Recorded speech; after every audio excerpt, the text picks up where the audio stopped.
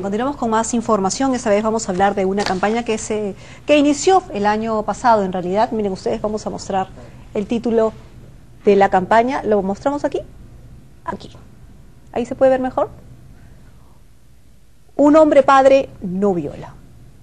Fuerte el eslogan, pero pasa, según los últimos reportes de Vemos. Y justamente vamos a hablar sobre esta campaña, sobre estas cifras alarmantes con nuestra invitada del día de hoy, María Isabel Sedano, directora de Vemos. ¿Qué tal? Muy buenos días. Buenos días, Carla. Bienvenida. Bueno, fuerte la campaña sin duda, fuerte la frase. ¿Por qué? ¿Qué es lo que han encontrado en el último reporte de Vemos respecto a violación? La campaña Un hombre no viola, en esta oportunidad, quiere hacer visible el grave problema de abuso sexual incestuoso que ocurre en nuestro país. Se sabe ya que la mayoría de las víctimas que denuncian son niñas y adolescentes. ¿De qué edades estamos hablando aproximadamente? Estamos hablando de mujeres menores de edad, ¿no? Mujeres de menos de 17 años, entre los 13 y los 17 años, ¿no?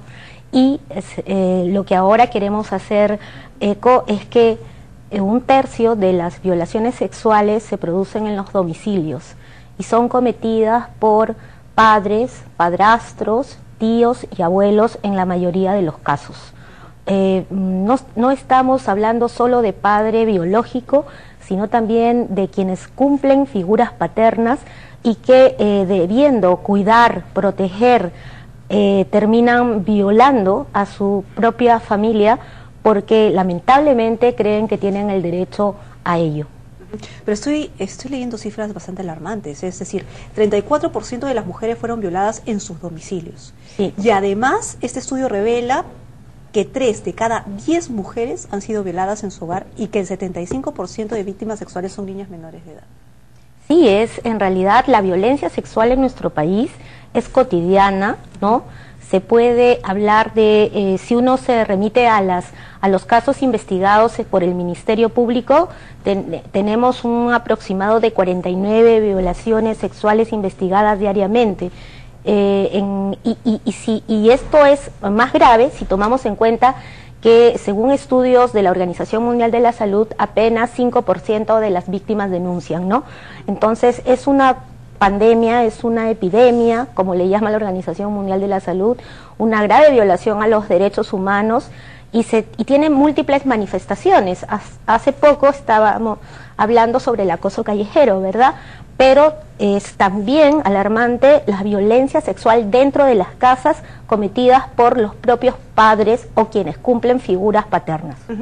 Ahora, usted menciona que es porque ellos piensan que tienen el derecho y que hay 5% de denuncias. ¿Ese porcentaje ha cambiado, ha variado? Es decir, parece ser que antes sucedía, pero era como algo normal.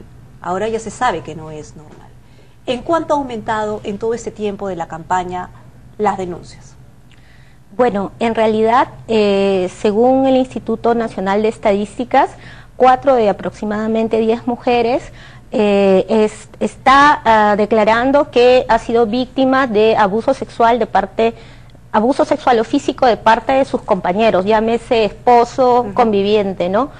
Si uno proyecta esas cifras, uno tiene que, por ejemplo, en Arequipa estamos hablando de unas 23.000 mujeres cada año, o en Cajamarca unas 24.000 mujeres cada año, ¿no? Pero estas mujeres adultas no suelen denunciar el abuso sexual de parte de sus propios esposos en sus propios domicilios. Los casos que son denunciados son generalmente de violaciones sexuales contra niñas y adolescentes, pero también es cierto que todavía se les silencia, se les calla, se les culpa, se les avergüenza para que no se mande a la cárcel a su propio familiar. Y en muchos casos la madre, tal vez. Sí, es una oportunidad en el marco del Día del Padre que no sacrifiquemos la vida de niñas y adolescentes para encubrir a hombres abusivos que no son depravados, pervertidos ni enfermos mentales como se les suele llamar, sino personas que están en toda la conciencia, en pleno uso de sus facultades y que no lo hacen solo una vez, que son reiteradas veces cuando violan a niñas y adolescentes por años que las violan, ¿no?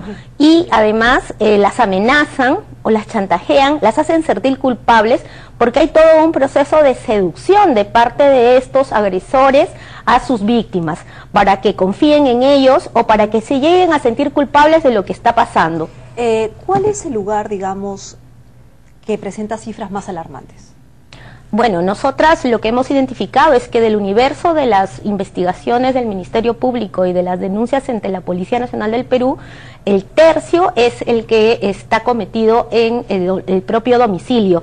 Y eso se eleva a un 40% cuando estamos hablando de escuelas o centros de trabajo donde también suceden estas agresiones sexuales. ¿Pero es en Lima o hay alguna localidad específica, alguna provincia específica donde han podido ustedes observar que tendría que ponerse más énfasis, digamos, en el trabajo? Bueno, por el tamaño de la población, Lima es la región con más denuncias, pero le siguen muy de cerca, si uno compara el tamaño de la población, regiones como Arequipa, como Junín, como San Martín, donde estamos también con la campaña Un hombre no viola, en esta ocasión un padre no viola, de la mano de mujeres de las organizaciones de estas regiones, como los consejos regionales de las mujeres u otros colectivos que se están sumando. Ahora, ¿ayudan las políticas que existen por parte del Estado respecto al cuidado o al resguardo de las menores de edad que pueden ser abusadas en sus hogares? Es decir,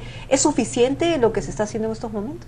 No es suficiente porque, por un lado, en el marco del Plan Nacional contra la Violencia hacia la Mujer, el ministerio que menos interviene, que menos invierte, es el Ministerio de Educación. El Ministerio de Educación. Sí, lamentablemente no hay una educación sexual integral que forme a mujeres y hombres con identidades que no estén basadas en el uso del poder y la violencia, ¿no? Nosotras esperamos que algún día en este país las niñas y los niños puedan ser socializados y educados de manera que no se sientan con el poder ni con el derecho de violar. Y de otro lado, los presupuestos públicos son dejan bastante que desear, son insuficientes, ¿no?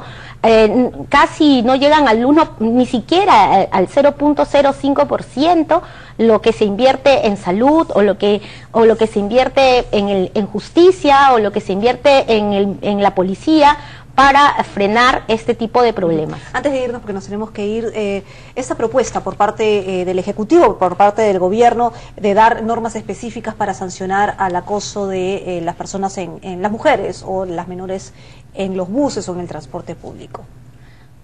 ¿Es suficiente? ¿Es necesario?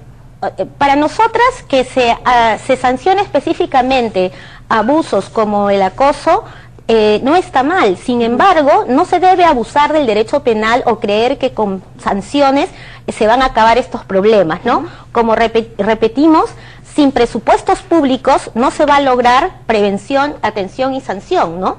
Muy bien, muchísimas gracias por haber venido y contarnos sobre esta campaña. Vuelvo a repetir, bueno, nuestra invitada tiene el polo, pero lo vuelvo a mostrar, ¿no es cierto? Aquí está, un hombre padre no viola. María Isabel Sedano, directora de EDEM. Muchísimas gracias. Ahora tenemos información en vivo desde el Congreso de la